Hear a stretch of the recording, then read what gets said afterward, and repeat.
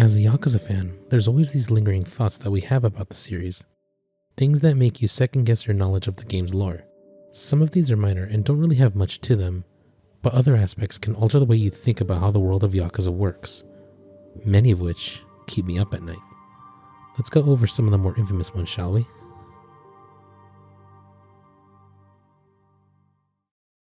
People, for some reason, like to appear out of nowhere. You can clearly see that there is nobody here, then all of a sudden there's a whole assembly of people here.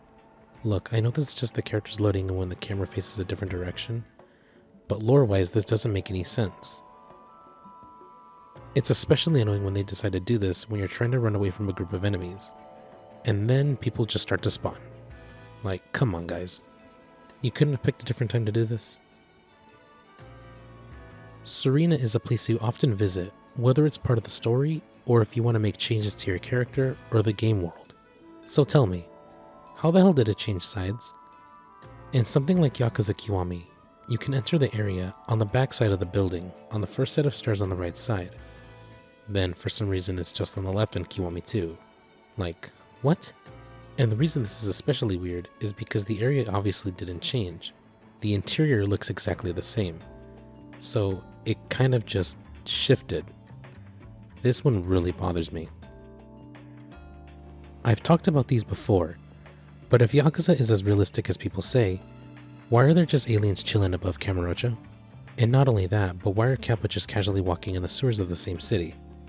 Mythical and supernatural creatures have commonly appeared within the cities of Japan and Yakuza, and they just kind of roam.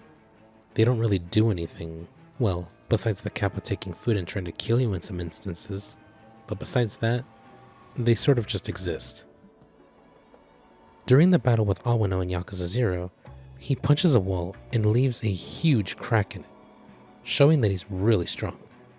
But for some reason when he does the same with Kiryu, he breaks his hand?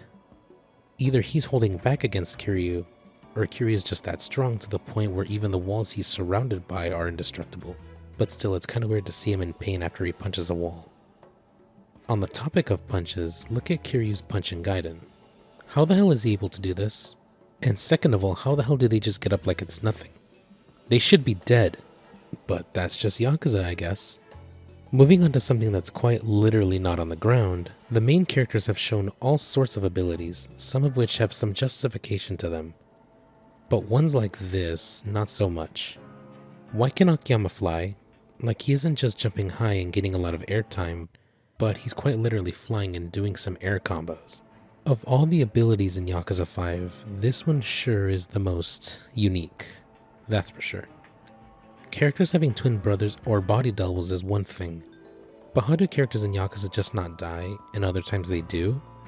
You can make a case for someone like Lao Kalong, but you are not telling me that these two survived. Getting shot by a minigun and falling off a roof of a building aren't really common survival stories that I hear.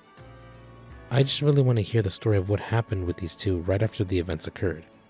Also, side note, I find it kind of funny how these three characters died in the same game, and despite all of these characters coming back to life, of all the deaths in this game, the one with the most realistic chance of survival didn't make it.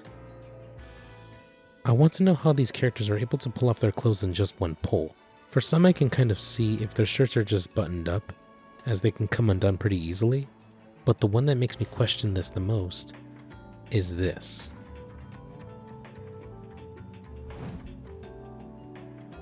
How did she pull off that entire suit in one go?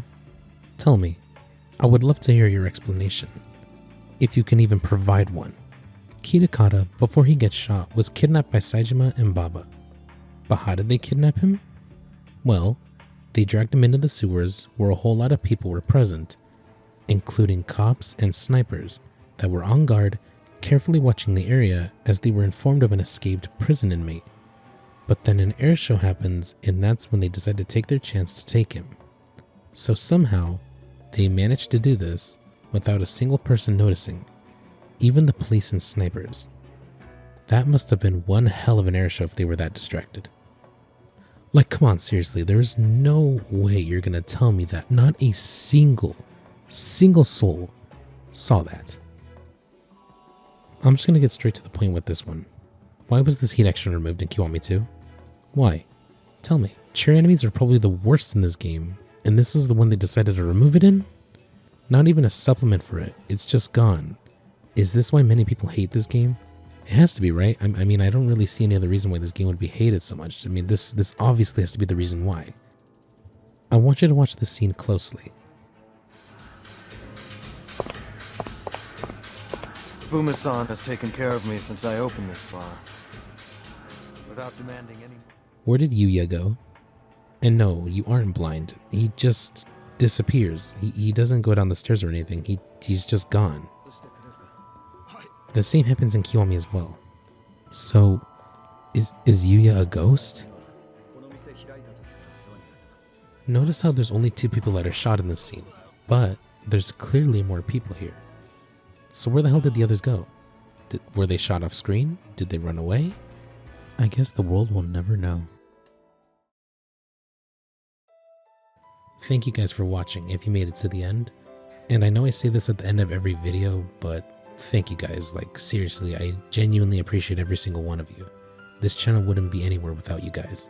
And I look forward to another great year with all of you. And with that, I'll let you all go. Thanks for watching, take care, and I'll see you guys later.